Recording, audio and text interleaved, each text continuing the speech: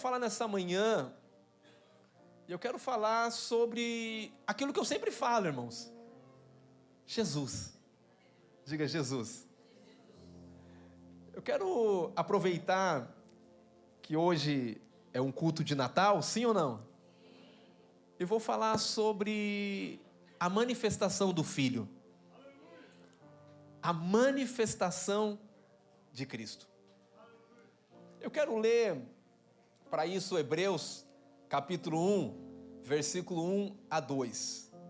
Hebreus 1, de 1 a 2, eu quero ler, para falar sobre a manifestação. Diga para a pessoa do lado, diga a manifestação do Filho. Não é dos filhos hoje, é do Filho. Porque tem muitos filhos aqui na reunião, mas eu quero falar do Filho hoje, nessa manhã. Que essa estação tem a ver com o Filho. Amém? Assim diz a palavra do Senhor em Hebreus capítulo 1, versículo 1 a 2, diz assim: havendo Deus outrora falado muitas vezes Deus falou, de várias maneiras, aos pais, pelos profetas, nesses últimos dias, nos falou pelo Filho, a quem constituiu herdeiro de todas as coisas, pelo qual também fez o universo.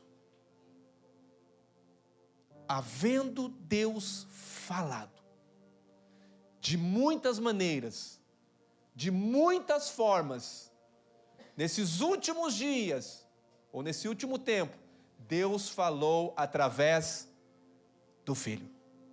Eu não sei se você sabe, mas a Bíblia, a palavra que você carrega ela na mão, ou no celular, ou em papel, é a Deus falando. A palavra de Deus, a Bíblia, e ela tem duas seções, diga duas seções. Tem o Velho Testamento e tem o Novo Testamento. O Velho Testamento, Deus falou através dos profetas. A Bíblia diz que Deus falou de várias maneiras, Deus falou de diversas formas, mas na Velha Aliança, Deus falou através dos profetas. Mas o interessante é que o escritor aos Hebreus e diz que nesses últimos dias, Deus falou através do Filho. O Novo Testamento, ele é composto de 4 evangelhos, diga 4 evangelhos. Na Velha Aliança, antes da manifestação do Filho, da manifestação de Cristo, todos que viveram nesse tempo, eles apontavam para frente, eles apontavam para Cristo. Hoje nós apontamos para trás. Eles diziam, vai vir um Salvador, aguardavam um Salvador, aguardavam a redenção. Todos que nasceram depois da queda de Adão, a esperança e a expectativa deles era o nascimento da promessa que foi dita em Gênesis, que da semente da mulher nasceria um que destruiria o poder da morte, ou o poder da serpente. Então, depois que o homem cai, toda a expectativa da humanidade está em um filho, diga em um filho, em alguém nascer e trazer redenção. E quando nós olhamos aqui na palavra de Deus, nós vamos ver que o escritor aos Hebreus diz que Deus falou de muitas formas, de muitas maneiras. Quando nós olhamos para o Novo Testamento, ele é composto, diga, de 4 evangelhos, diga 4 evangelhos. Um evangelho é muito pouco para descrever a grandeza de Deus. Um lado de Deus é muito pouco, porque até quando você olha para uma pessoa, eu já falei isso, se você quiser ter uma foto real dessa pessoa, você tem que tirar pelo menos 4, você tem que tirar uma de frente, uma de lado, uma de outro lado e uma de trás, para você ter uma visão geral de uma pessoa. Não tem como nós termos uma visão geral de Deus através só com um evangelho. É por isso que foi escrito 4 evangelhos. Mas também, depois que os evangelhos foram escritos, no Novo Testamento, foi escrito também Atos dos Apóstolos, as epístolas e o livro de Apocalipse. Pense comigo. Na velha aliança, Deus falava através dos profetas. Mas depois que Cristo veio, o Verbo se fez carne e habitou entre nós. Ele hoje fala através do Filho, a qual a Bíblia diz que constituiu herdeiro de todas as coisas. Pastor, como que Deus falou no Novo Testamento? Diga, em Mateus, em Marcos, em Lucas, em João. Deus falou através do Filho. Pastor, e quando Jesus ele foi ao céu, quando ele morreu, quando ele ressuscitou, como que ele continua falando? Atos dos Apóstolos, ele falou através do Espírito do Filho. Você sabe que hoje Deus continua falando?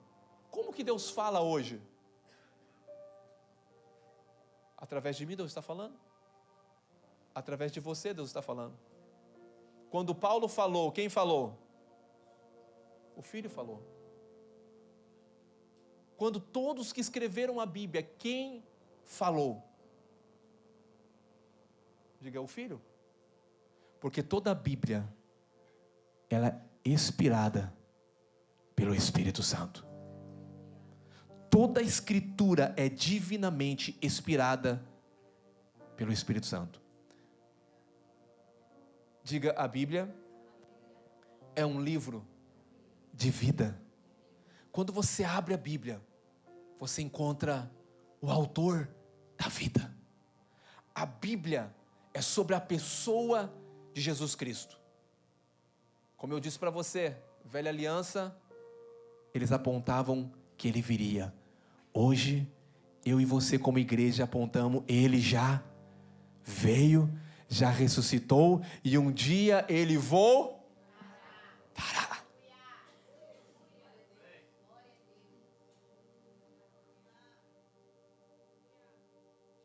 Mas hoje eu quero falar sobre a genealogia de Jesus.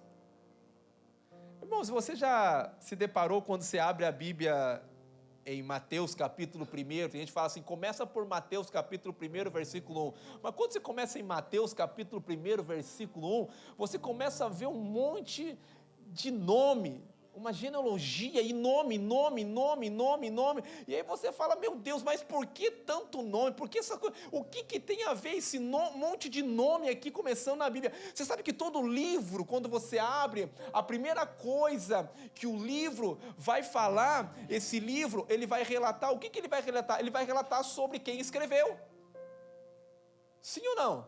Vai falar a bibliografia de quem escreveu o livro. Então todo livro que você vai ver vai ter uma história antes, ou uma apresentação. Então esse livro, quando você olha para ele, e Mateus também, ele tinha um alvo, Mateus ele quer revelar Jesus como rei, né? Como cada um dos evangelhos que eu já preguei aqui da outra vez, Mateus ele revela Jesus como quem? Como rei, e é por isso que ele começa em Abraão, mas ele começa em Davi, ele fala filho de Davi e filho de Abraão, Mateus capítulo 1, versículo 1, genealogia de, isso aqui é a apresentação de quem está falando esse livro, genealogia de, filho de, e filho de, agora por que ele começa falando filho de Davi e filho de Abraão? Por quê? Porque a promessa existe sobre a vida de Davi e sobre a vida de Abraão. Abraão recebe a promessa e diz que através da semente dele toda a terra seria abençoada. E Davi diz que o reino dele jamais teria fim. Então aqui começa agora uma história que o povo de Israel sabe muito bem, que o que eles estavam aguardando era o filho de Davi. É por isso que aquele cego, Bartimeu, quando ele está à beira do caminho, ele começa a clamar e dizer, Jesus, filho de Davi. Ele podia não enxergar fisicamente, mas ele podia ver espiritualmente. Ele fala, é você que nós estamos esperando. Por quê? Porque você é o rei que vai vir e vai reinar, e o seu reinado jamais vai ter fim. Porque isso foi a promessa sobre Davi. E a promessa sobre Abraão, que de ti vai nascer um, e todas as famílias serão abençoadas. Vai nascer uma semente, Abraão, vai um dia nascer alguém de você, e esse alguém que nascer de você vai abençoar, não só abençoar, ele vai mudar a história, ele vai mudar a data, ele vai mudar tudo. Irmãos, eu não sei se você para pensar, mas a coisa mais difícil para Deus, se existe algo difícil para Deus, vamos falar assim, né?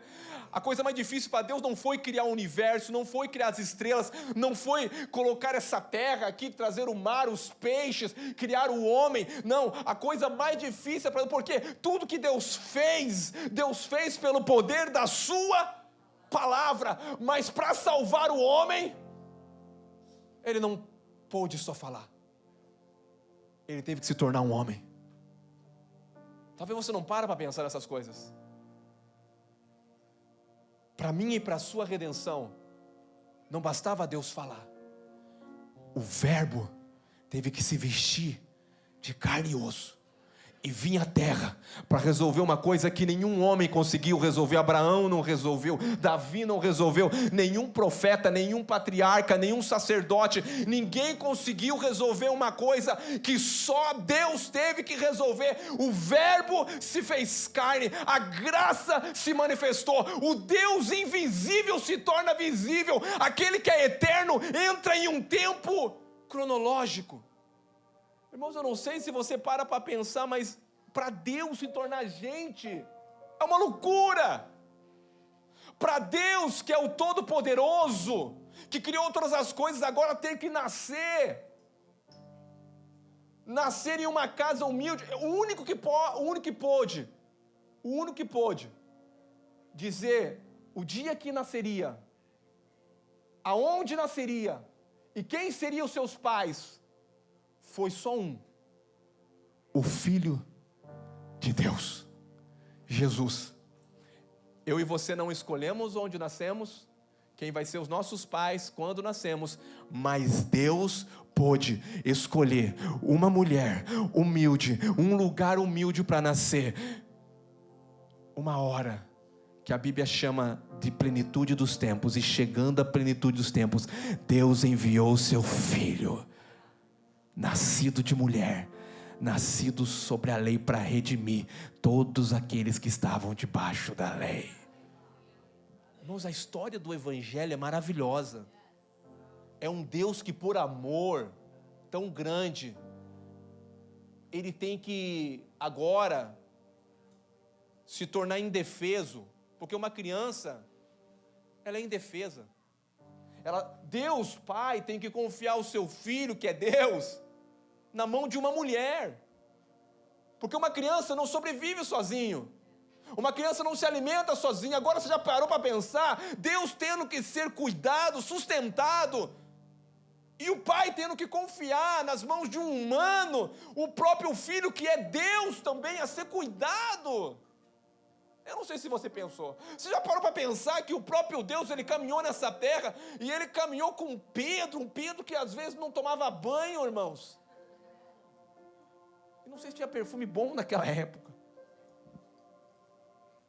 mas um Deus que era feliz, caminhando junto com a sua criatura, se tornando a sua criatura. Irmãos, isso não sei se choca a tua cabeça, mas eu estou falando de Deus, eu não estou falando de um homem qualquer, eu estou falando daquele que é criador do universo, aquele que tem todo o poder. Um dia Ele deixou sua glória, um dia Ele deixou o céu, um dia Ele deixou a eternidade, para entrar em um tempo kairós, para cumprir um propósito eterno. E eu vim falar sobre a família maravilhosa que Jesus nasce. Eu acho que se eu e você tivéssemos um privilégio de escolher aonde nós nasceríamos, talvez você queria uma família de pedigree. Sim ou não? Quem me dera nascer na família do Bill Gates. Talvez o dono do Facebook. Não, talvez o Amazon, o Bezos, talvez o homem mais poderoso, que tem os satélites, o Elon Musk. Agora eu fico pensando, Deus, Ele entra numa genealogia toda torta, quebrada, bagunçada. E nós vamos conhecer a genealogia dele agora. Eu começo a pregar aqui agora, se você aguentar. Mateus capítulo 1, versículo 1, vamos lá. Livro da genealogia de Jesus Cristo. Filho de, continua. Abraão gerou, e Isaac gerou, Jacó gerou, e Judá, continua. Essa é a família de Jesus, diga, essa é a linhagem de Jesus. Jesus veio dessa semente. Irmãos, você sabe o que era o maior desejo de um judeu que vivia esse tempo? Era ser da linhagem. Será que ele vai nascer da minha linhagem? Para nós talvez não tenha muito sentido, mas você saber que o Filho de Deus viria da sua linhagem, ou viria da sua família. Imagine você falar, o Filho de Deus foi gerado pela minha bisavó. Você já parou para pensar disso? Mas vamos lá. Judá gerou Tamar, diga Tamar. Nós vamos falar sobre Tamar. Tamara Pérez e a Zera. Pérez gerou a Escrom. Escrom gerou Arão, continua. Arão gerou a Aminadab. Aminadab gerou a Nasson. Nasson, quase Salmão, né? E vamos para frente. Continua a história. Salmão gerou a... Gerou quem? Que é Raabe? Nós vamos ver daqui a pouco. E Raabe, a Boaz, este. De Ruth gerou a... E Obed gerou quem? Jessé, o próximo. Jessé gerou... Olha, ele está trazendo toda a genealogia. E o rei Davi gerou... Da que fora... Que família abençoada. Vamos lá. Depois, vamos lá. Salomão gerou Roboão a Obias. A Obias a... Continua. Pastor, que loucura, o que tem a ver isso? Nós vamos ver daqui a pouquinho. Asa gerou a... Josafá gerou Jorão. Jorão a Uzias. Próximo. Uzias gerou Jotão a... Acas a... Zedequias. Continua. Vamos lá. Família é grande. Ezequias gerou a Manassés. Manassés a... Amon gerou a... Vamos, continua. Josias gerou Joconias e aos seus no tempo do exílio da Babilônia. Próximo versículo. Depois do exílio babilônio, Jeconias gerou a Salatiel, Salatiel a Zorobabel, Zorobabel gerou a Abiúde, Abiúde a Eliaquim, Eliaquim a Azon. Próximo. Azon gerou a Zadok, Zadok a Aquim, Aquim a Eliúde. Que nomes, né, irmãos? É muita imaginação para você dar nome para os seus filhos. Eliúde gerou a Eliezer, Eliezer a Natã, Natã a Jacó. E Jacó gerou marido da qual que se chamou... Vamos continua o versículo. Vamos lá, não ia continuar, vamos continuar. De sorte que todas as gerações, desde Abraão a Davi, são... Isso tem significado. Desde Davi até o exílio da Babilônia, tem significado. 14. E desde o exílio babilônico até Cristo, 14. Tem significado. Próximo versículo, vamos lá. Ora, o nascimento de Jesus Cristo foi assim. Estando Maria, sua mãe, despojada com José, sem que tivesse antes coabitado, achou-se grávida pelo Espírito Santo de Deus. Aleluia. Vamos começar na genealogia, nome por nome agora? Aleluia. Interessante que a Bíblia fala Jesus, filho de Abraão e filho de Davi. Vamos começar aqui. Filho de Davi. Quem foi o filho de Davi? Salomão. que Salomão agora olhando, porque Salomão, entenda comigo, Salomão foi uma tipologia de Jesus, Salomão apontava para Jesus. Quem foi Salomão? Salomão, ele era o quê? O herdeiro do reino. Olha o que diz segundo Samuel, de 12 a 13. Quando os teus dias se cumprirem e descansarem com os teus pais, então farei levantar depois de ti o teu descendente, que procederá de ti, e estabelecerei o seu reino. Este edificará o quê? Uma casa ao meu nome, e eu estabelecerei para sempre o seu reino. Essa é uma promessa que Deus fez a Davi. Deus fez uma aliança com Davi. Deus disse para Davi: Davi, aquele que vai nascer de ti, eu vou estabelecer ele como rei, o reino dele não vai ter fim, e também ele vai construir uma casa para mim. Você vê que isso aqui tem a ver com Jesus? Porque quem é o herdeiro do trono verdadeiramente? É Salomão ou é Jesus? Diga: Salomão é uma figura de Jesus. Quem foi o homem mais sábio? Salomão. Essa sabedoria de Salomão era a sabedoria de quem? De Jesus. Eu não sei se você mas quando você olha também, quem edificou o templo, segundo Samuel 7,13? Este edificará uma casa ao meu nome, e eu estabelecerei para sempre o seu trono, o seu reino. Diga como Salomão. Diga como Salomão.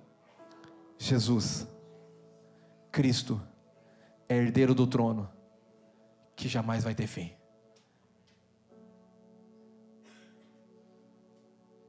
Como Salomão tinha sabedoria, quando você encontra Cristo, você encontra a maior sabedoria.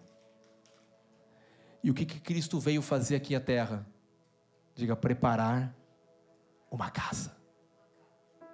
Eu não sei se você para pensar, mas certa vez Jesus disse para os seus discípulos: eu queria falar tanto para vocês, mas você não consegue entender. Sabe o que Jesus queria falar com eles? Jesus está falando: cara, eu preciso ir embora, porque se eu não for embora, eu não tenho como entrar dentro de vocês. Você acha que eles iam entender? Vocês acham que ele ia entender? Jamais. Se eu não for embora, eu não tenho como entrar.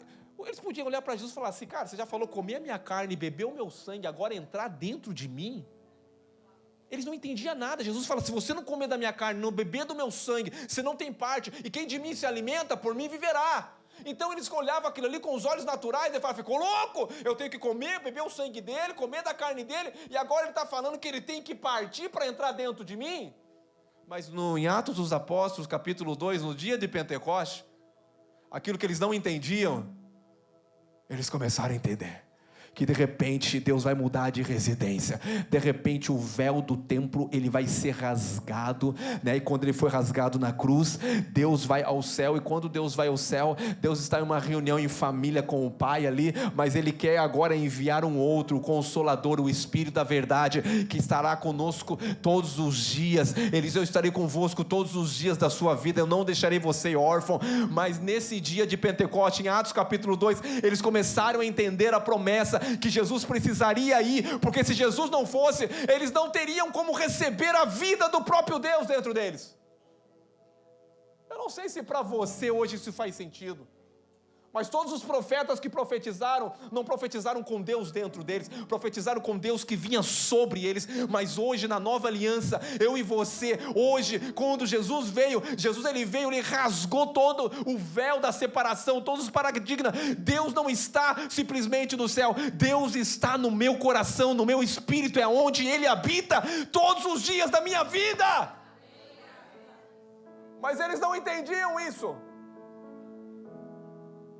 E é por isso que ele veio preparar uma casa. Eles: não se turbe o vosso coração, não se atemorize, credes em Deus, credes também em mim. Na casa do meu Pai há muita morada, e se não for isso, eu vos diria: eu vou, porque eu tenho que preparar um lugar. O meu Pai está cansado de ficar dentro de uma arca, o meu Pai não quer morar mais num caixote, o meu Pai quer habitar dentro de pessoas. Feliz dia do Salvador. What a wonderful day. Estou falando só da genealogia de Jesus.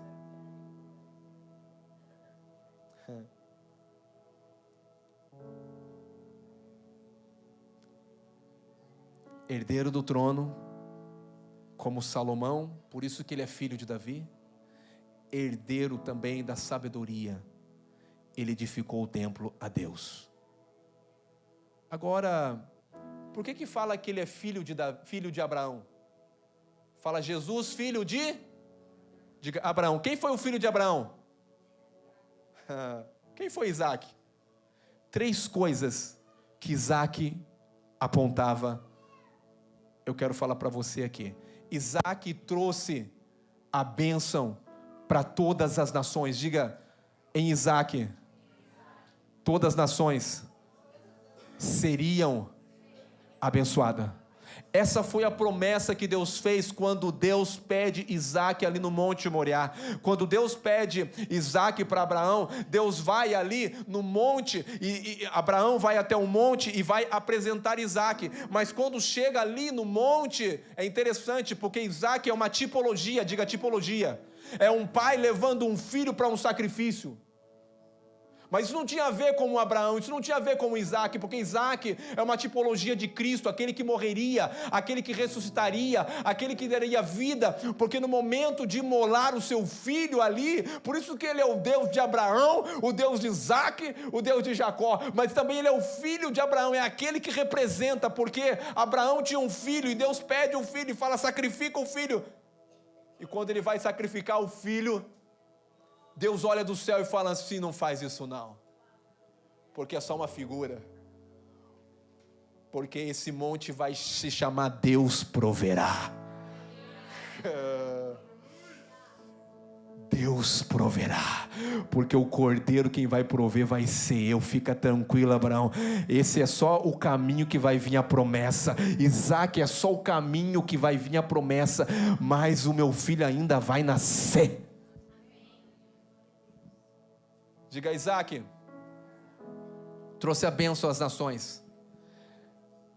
Gênesis 22, 18 diz assim, nela serão benditas todas as nações da terra, porquanto obedecesse a minha voz.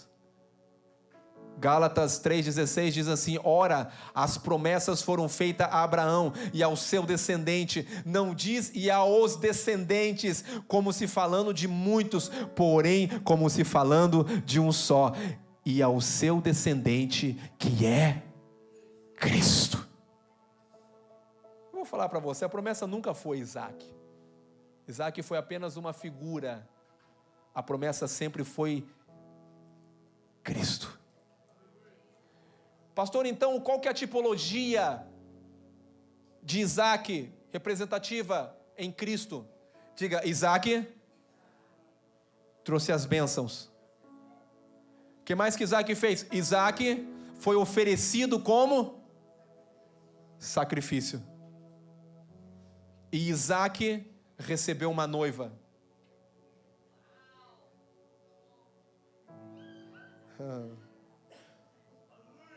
Gênesis 24, 67. Essa é a história da família de Jesus. Isaac conduziu-se até a tenda de Sara, mãe dele, e tomou a Rebeca, e esta lhe foi por mulher. Ai, Jesus, e a amou. Como Deus nos ama, como Cristo nos ama. Foi Isaac consolado depois da morte da sua mãe. Como Isaac, Cristo abençoou a terra, foi oferecido em sacrifício pelos nossos pecados no Calvário. Jesus ressuscita ao 3º dia. Está chegando um dia que o casamento vai acontecer. Todos esses homens foram figuras.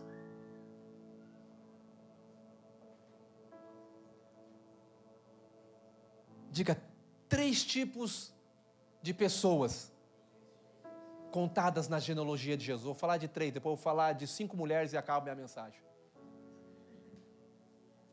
para você entender o que é o dia do Salvador. Deus é o Deus de, diga, Abraão. Quem é Abraão? O pai, reconhecido por os judeus, pelo Islã, ou pelos muçulmanos, reconhecido pelos cristãos, reconhecido pelos católicos, não há divergência. Ele é o Deus de Abraão, mas ele é o Deus de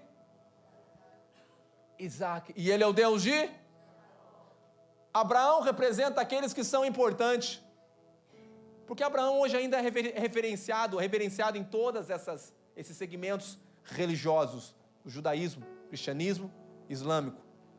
Mas e o Deus de Isaac? O Deus de Isaac é o Deus das pessoas comuns. Eu e você talvez somos pessoas comuns. Diga, pessoas comuns. Isaac não fez muita coisa. Isaac só nasceu porque era herdeiro, tinha uma promessa sobre a vida dele. Isaac recebe tudo do pai, até o servo do pai vai buscar a esposa para ele. Isaac é uma pessoa, talvez como eu e você, uma pessoa comum que está aqui num culto, sim, um crente que está aqui, mas a Bíblia diz também que Deus não é só Deus dos comuns, não é só dos importantes, mas Deus é o Deus de, diga Jacó. E sabe quem que é Jacó, irmãos? Jacó é aquele que a Bíblia chama de suplantador ou enganador, aquele que enganou seu irmão, é aquele que é aquele indigno mesmo. É aquele que bagunça a história. Alguém tem aqui na família um que é a ovelhinha branca?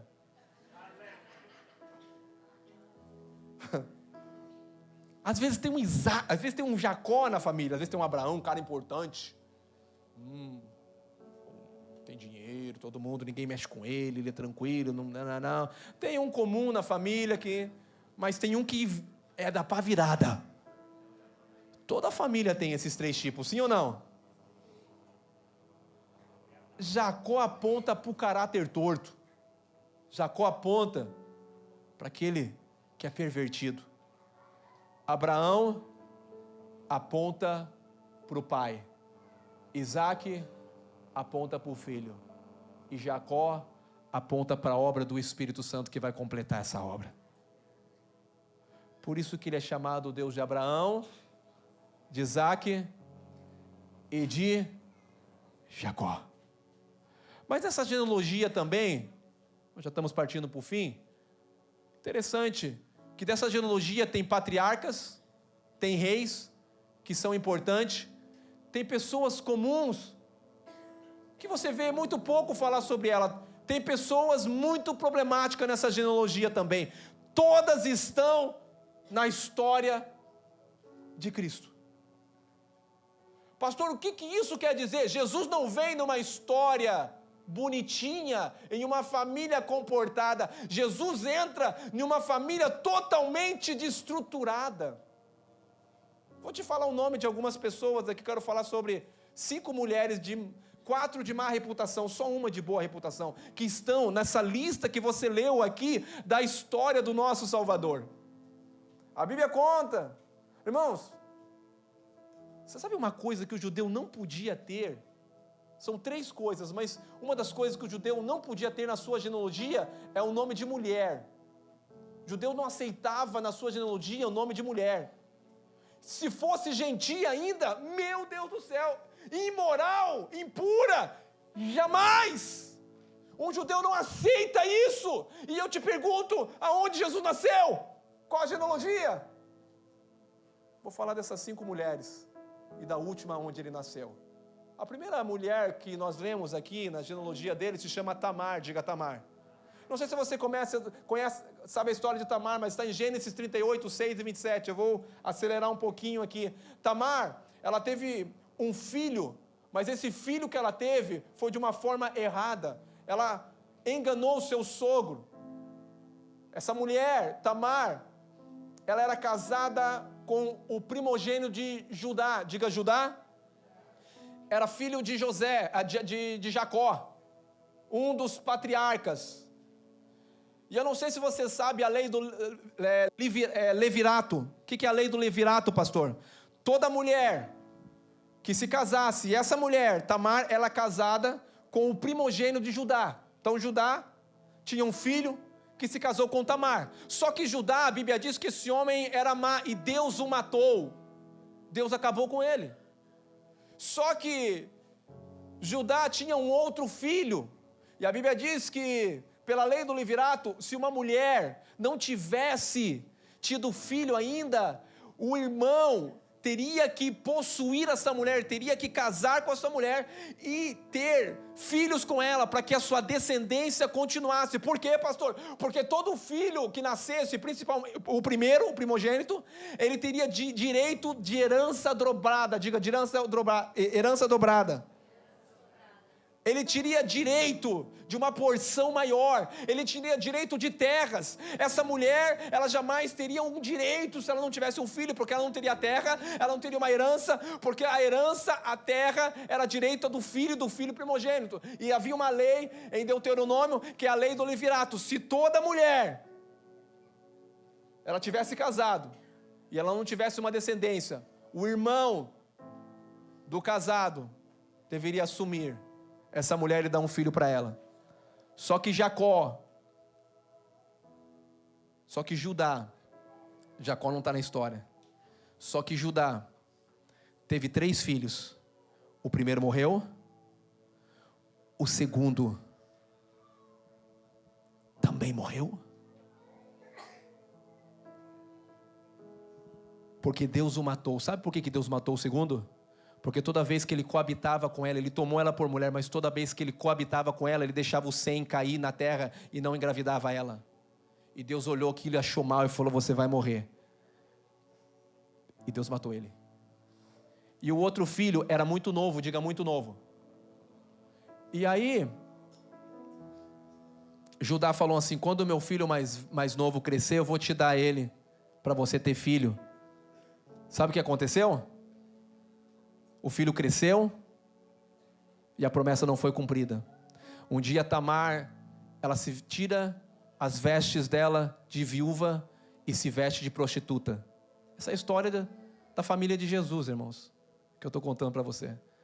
Ela se veste de prostituta, vai na cidade, e estava passando nessa cidade Judá. E Judá deita com ela, sem saber quem ela era, achando que era uma prostituta, e nesse ato que teve com ela, ela ficou grávida. Mas ela diz antes dele ir embora, fala: agora eu quero meu pagamento. Ele fala assim: eu não tenho o que te pagar. Ela fala: então deixa alguma coisa aqui. Não, eu vou te dar umas ovelhas. Ok, mas você não tem ovelha aqui, você não tem gado aqui, então deixa o teu bordão aqui. Ela ficou com o bordão de Judá, seu sogro, sem saber ela quem era.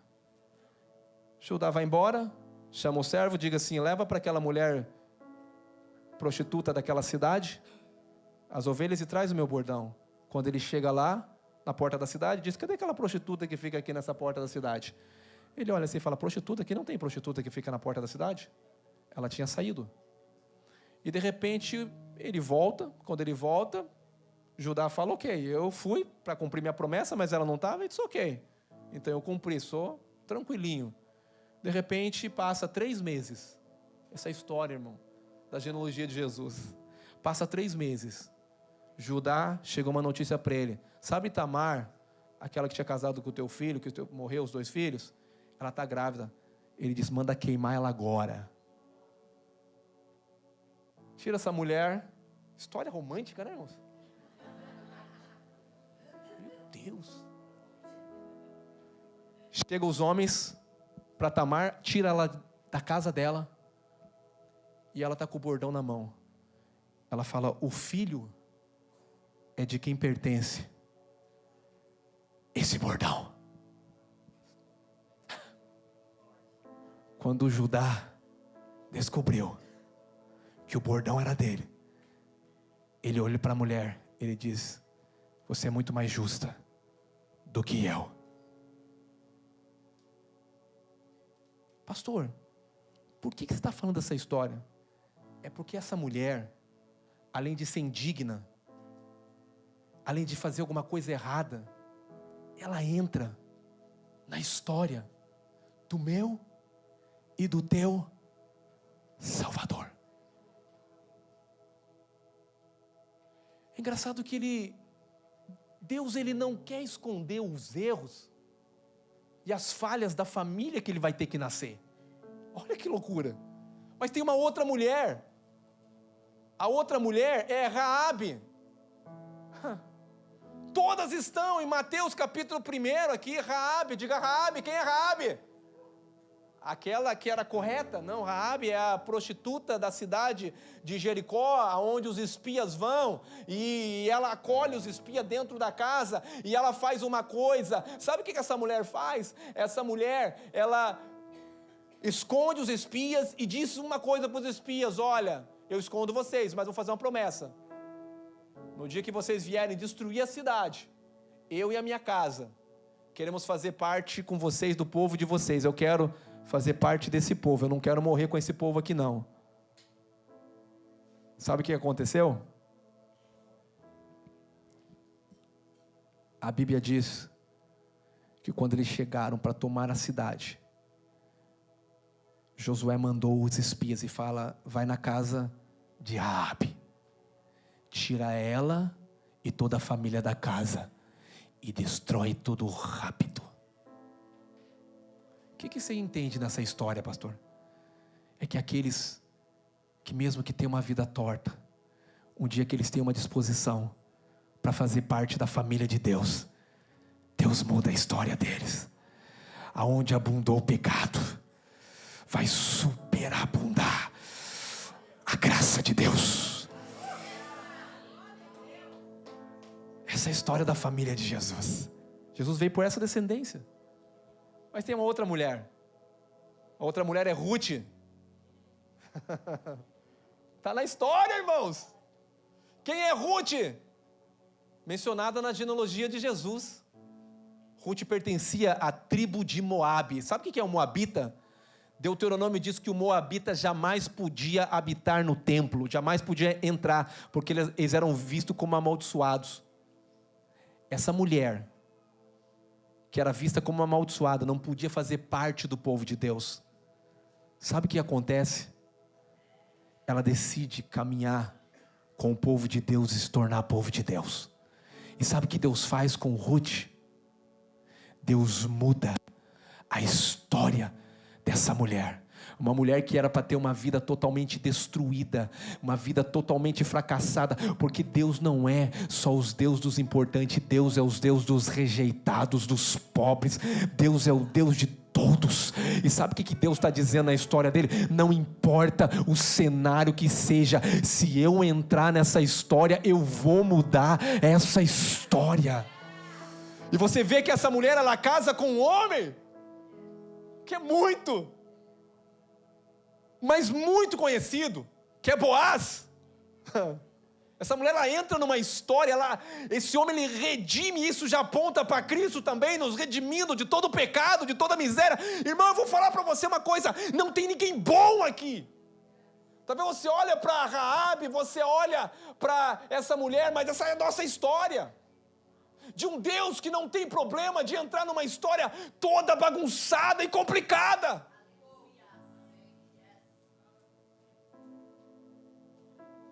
Nenhuma moabita, amonita ou moabita entrará na Assembleia do Senhor, nem ainda a sua 10ª geração entrará na Assembleia do Senhor eternamente.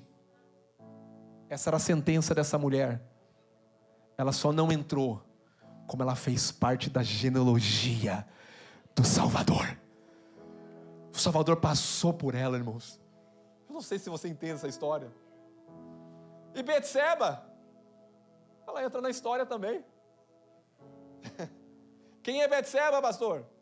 Você lembra de Davizão? O homem segundo o coração de Deus, que matou Urias e engravidou Betseba.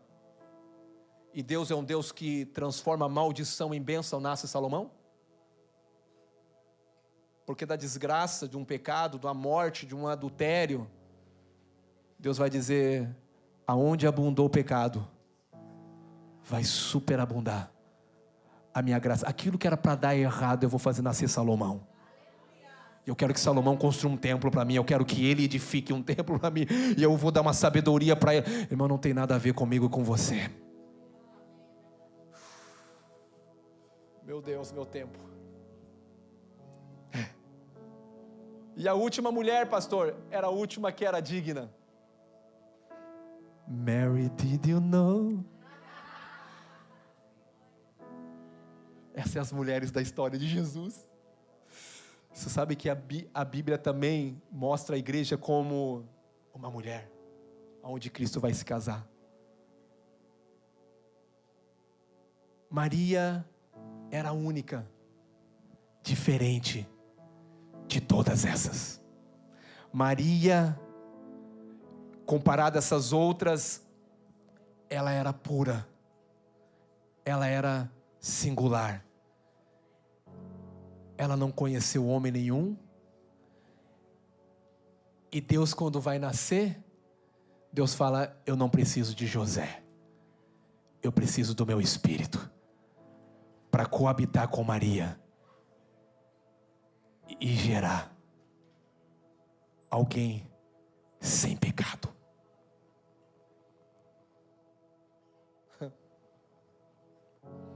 Lucas capítulo 1, versículo 34 e 35 diz assim, eu já vou finalizar. Então disse Maria ao anjo: como será isso? Pois não tenho relação com homem algum. Respondeu-lhe o anjo: descerá sobre ti o Espírito, e o poder do Altíssimo te envolverá. Sobre as suas sombras. Por isso, também o ente santo que há de nascer se chamará Filho de Deus.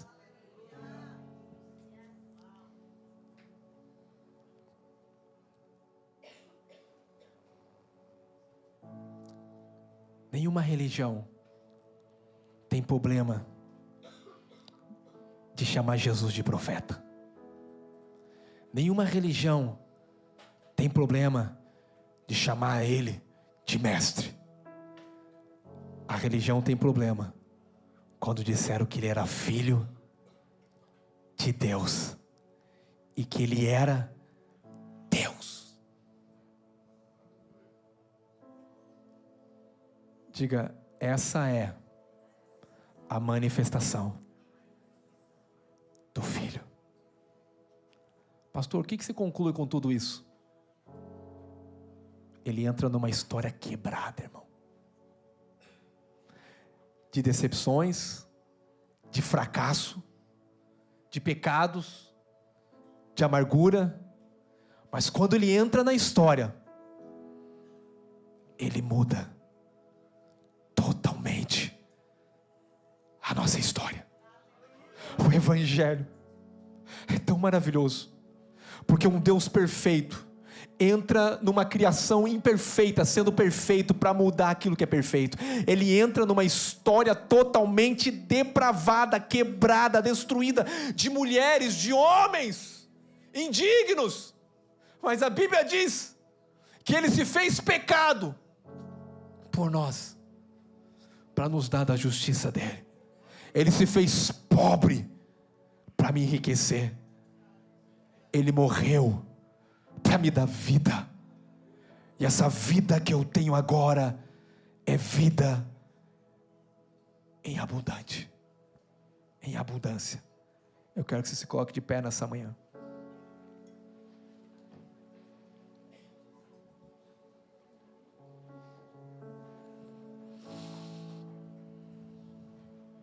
O Deus de Abraão, o Deus de Isaac, o Deus de Jacó. Mas Ele é o Deus de Raabe. Ele é o Deus de Tamar. Ele é o Deus de Ruth.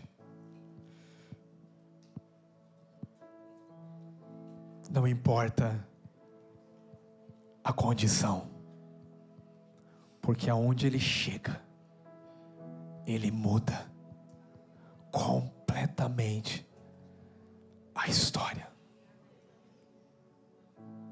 E o seu nome será Filho de Deus, Emanuel.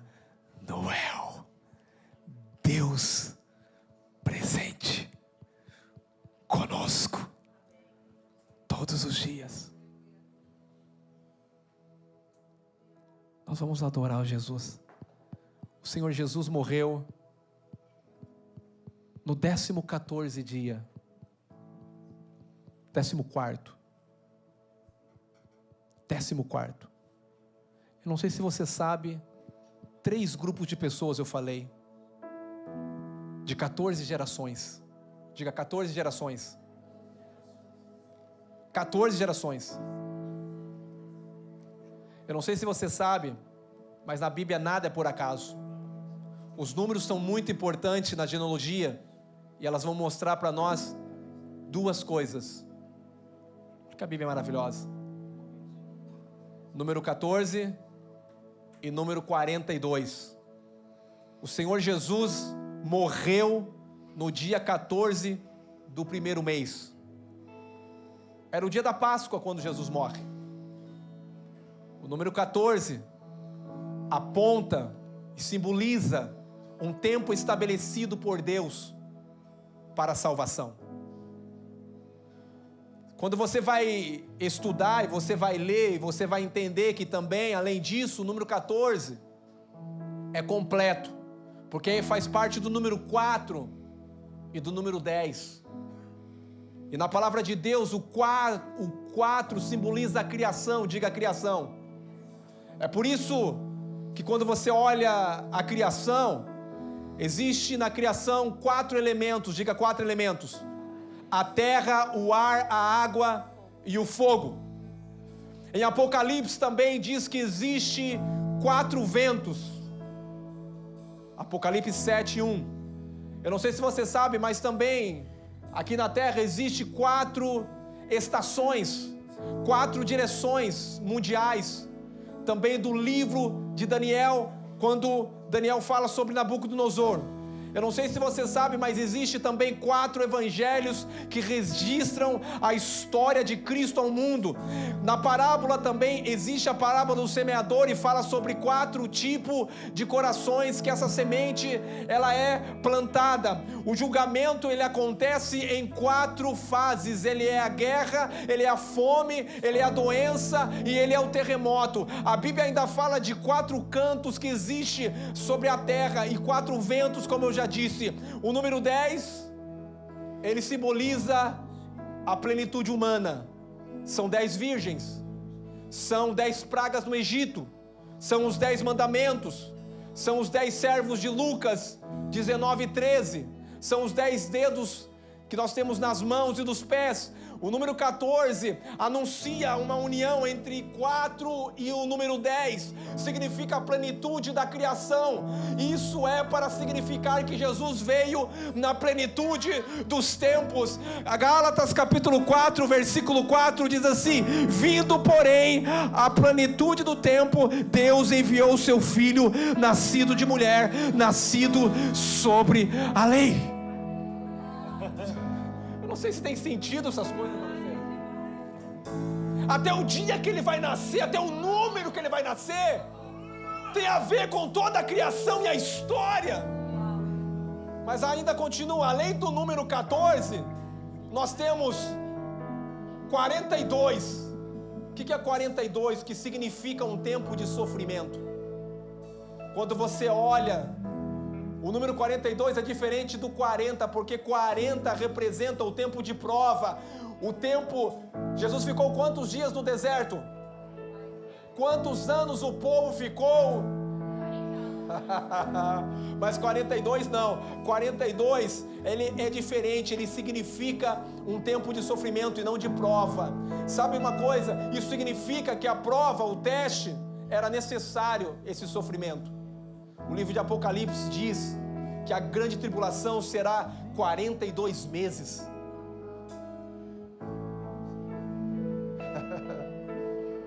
Apocalipse 13, 2 e 11, 15. As paradas dos filhos de Israel mencionadas foram 42 paradas no livro de Números. Depois de passar 42 paradas, o povo chegou a Canaã. depois de 42 gerações, Jesus prometido, Ele veio à terra. Ele entra na minha e na tua história. E no fim da grande tribulação, depois de 42 meses, Ele voltará. Você sabe quando Jesus voltará? Claro que eu sei. O arrebatamento eu não sei. Mas a volta que todo olho verá, a Bíblia fala claramente.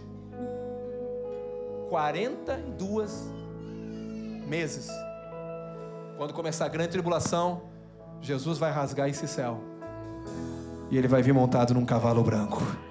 Aquele que nasceu tão inofensivo nas mãos de Maria, Ele vai voltar montado num cavalo branco. E na sua coxa está escrito Rei dos Reis e Senhor dos Senhores. E Ele vai reinar para sempre. Porque Ele é aquele que era, aquele que é, aquele que há de vir. Toda a palavra de Deus, ela está se cumprindo. Vai chegar esse dia. Jesus já nasceu, sim, Jesus já nasceu. E hoje nós comemoramos o dia do Salvador. Mas agora nós estamos aguardando também a sua vinda. Um dia Jesus vai voltar. E o dia já está estabelecido que Ele voltará. Vamos adorar Jesus? Aleluia.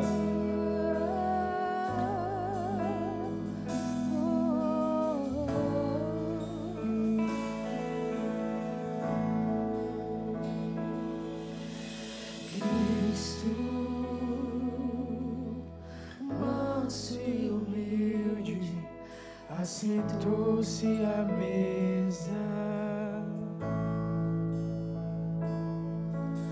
o Filho de Deus se encarnou e assentou-se à mesa.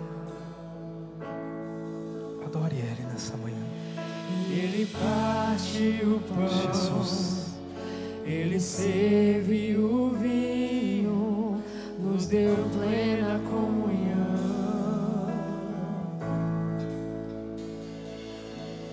E o véu se rasgou, fez um vivo caminho, temos plena comunhão. E tudo que eu tenho é teu, Cristo. Tudo que eu sou é teu, Filho. Minha casa, meu dinheiro, meu destino por inteiro, tudo é teu.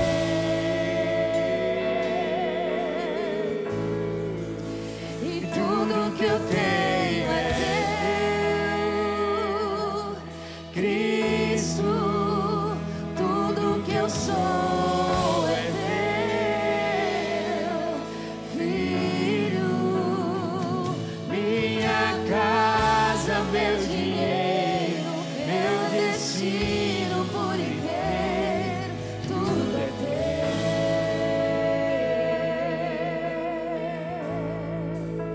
E tudo é teu.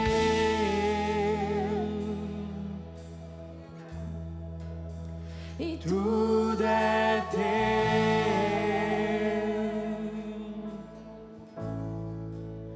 e tudo é teu,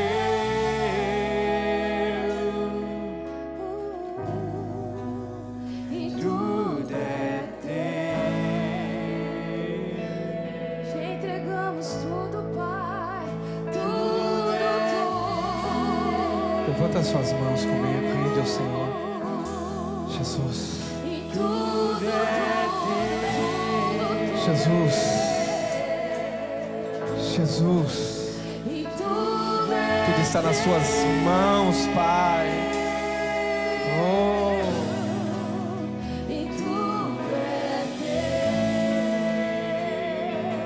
adora Ele, adora Ele. Tudo que eu tenho é Cordeiro de Deus, Príncipe da Paz, o único Deus verdadeiro. tudo que eu sou é Deus que se fez gente. minha casa, meu dinheiro, meu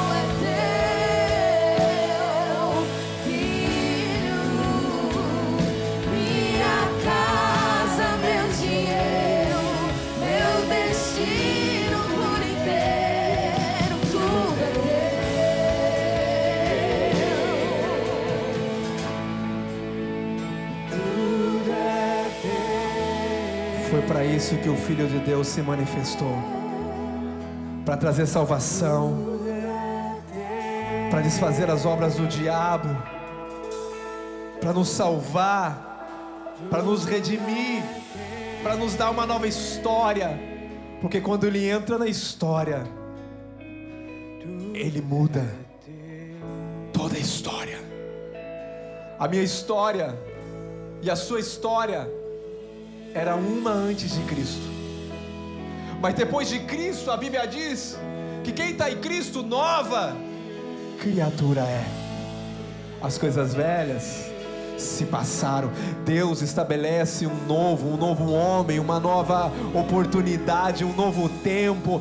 Eu não sei se você que entrou por essa porta, você já reconheceu e entregou sua vida. Se você talvez nunca confessou Jesus, eu quero hoje, no dia do Salvador, no dia que Ele nasceu para trazer salvação, se tem alguém que nunca reconheceu Jesus como Salvador e gostaria de levantar suas mãos, eu queria orar para você. Eu queria ver se tem alguém que gostaria de levantar suas mãos e dizer: eu quero entregar a minha vida e dizer: Senhor, tudo é seu. Será que tem alguém aqui que nunca tomou essa decisão na vida de levantar as suas mãos e dizer: Senhor, eu quero, Jesus, eu quero minha vida mudada, eu quero mudar minha vida, mudar minha história. Não importa a sua história, não importa, o que importa é quando Cristo entra na história, é quando Cristo entra na vida. Quando Cristo entra, Cristo muda, Cristo transforma.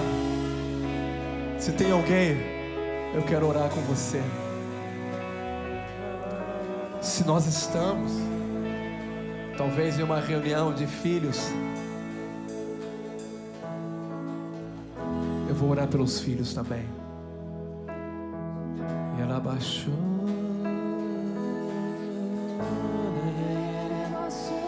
Espírito Santo, nos dá olhos para ver. Olhos espirituais sejam abertos aqui, Pai querido, para que eles possam contemplar, Pai, essa glória que está sobre essa casa.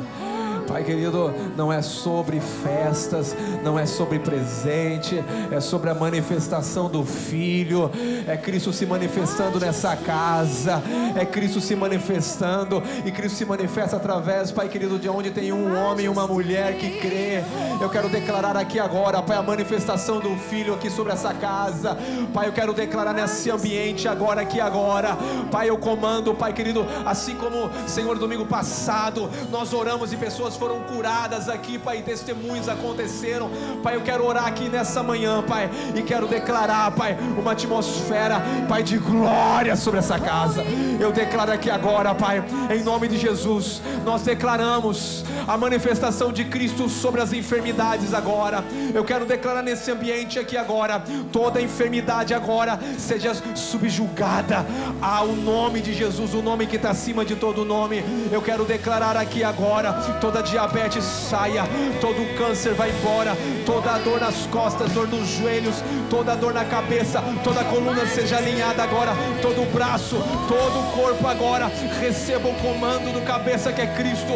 Eu ordeno agora cura instantânea, eu declaro um milagre instantâneo acontecendo aqui agora. Eu declaro a tristeza vai embora, eu declaro a depressão vai embora, eu declaro tudo aquilo que tenta roubar a alegria, porque o reino de Deus é justiça, paz e alegria no Espírito. Eu declaro essa paz, governo de Cristo sobre a vida. Eu declaro no nome de Jesus aqui agora, Pai, nós liberamos cura, nós liberamos milagres, nós liberamos o sobrenatural, nós liberamos, ó Pai, nós liberamos. E eu quero declarar aqui agora, Pai, obrigado, Pai, pelos milagres dessa casa. E o maior milagre é Cristo ter vindo em forma humana, nos revelou a glória do Pai, e hoje nós expressamos essa glória. Que essa igreja possa expressar Cristo, o Filho que está vivendo dentro de nós. Eu declaro, Pai, a unção do Teu Espírito sobre a vida de cada um, para manifestar as realidades de Cristo, em nome de Jesus, amém, aleluia, glória a Deus, aleluia. Quando as pessoas perguntar para você, por que você fala Feliz Dias do Salvador? É uma oportunidade de você pregar o Evangelho porque Ele nasceu. Feliz Natal ficou muito... Feliz Natal, Feliz Natal. O que é Natal? Feliz Dia do Salvador. Nós estamos aqui para anunciar, Ele nasceu. Ele é a esperança desse mundo. O Evangelho é boas novas, e você é portador de boas novas. Então você vai dizer: Feliz Dia do Salvador. Ele nasceu, Ele mudou a história, Ele mudou a vida, Ele mudou tudo. Aleluia. Que você possa ter um domingo de desfrute com esse Salvador maravilhoso, com esse Salvador que nos salvou e vive dentro de nós. Que Deus te abençoe. Um domingo abençoado em nome de Jesus. Aleluia. Santo, Santo é o Senhor Deus poderoso, digno de louvor.